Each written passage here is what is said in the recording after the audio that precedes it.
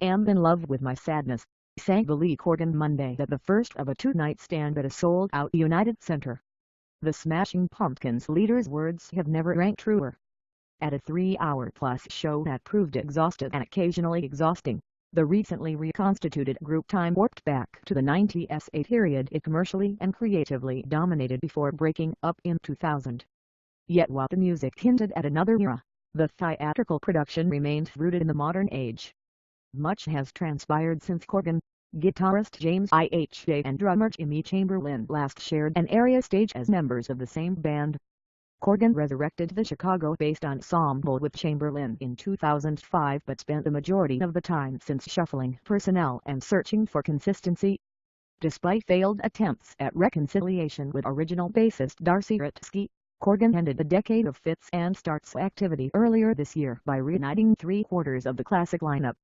Joined by longtime guitarist Jeff Schroeder and two touring instrumentalists, the core members attempted to pick up where they left off during final year of the Clinton presidency. Save for one new song, Folera, the sextet ignored everything that fell under the Smashing Pumpkins umbrella after Corgan's initial reformation. The band instead focused on every phase of its peak stretch, including material Siva, Rhinoceros made when it performed at small local clubs as a relatively unknown indie act.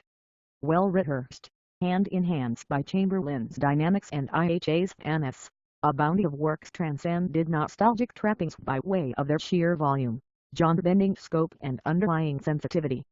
For all the welled-up rage behind bludgeoning hits such as Cherub Rock and the scorched earth Bullet with Butterfly Wings, the Smashing Pumpkins excelled at expressing sensuality in and drawing gorgeous melodies out of otherwise heavy, often bombastic songs. The band washed porcelain of the vast oceans with kaleidoscopic colors, the psychedelic epic functioning as a mental journey negotiating a yin-yang maze of fragility and forcefulness.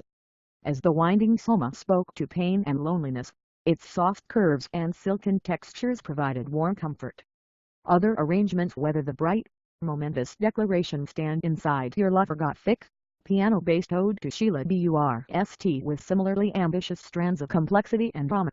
At times, Corgan's electric guitar appeared to be hooked up to a jetpack.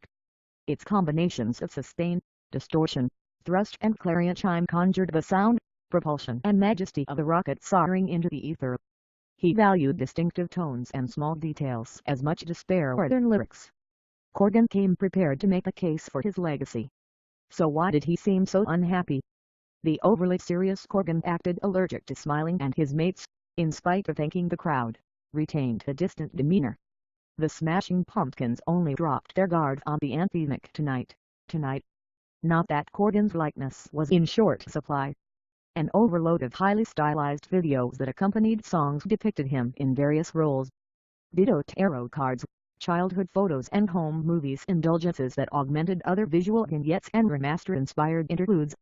Such grandeur not only diminished the group in comparison to its self-obsessed vocalist, but distracted from the music. During a cover of Led Zeppelin's Stairway to Heaven, an illuminated religious-styled shrine with a statue resembling Corgan adorned with a crown and crucifix necklace got paraded around the floor.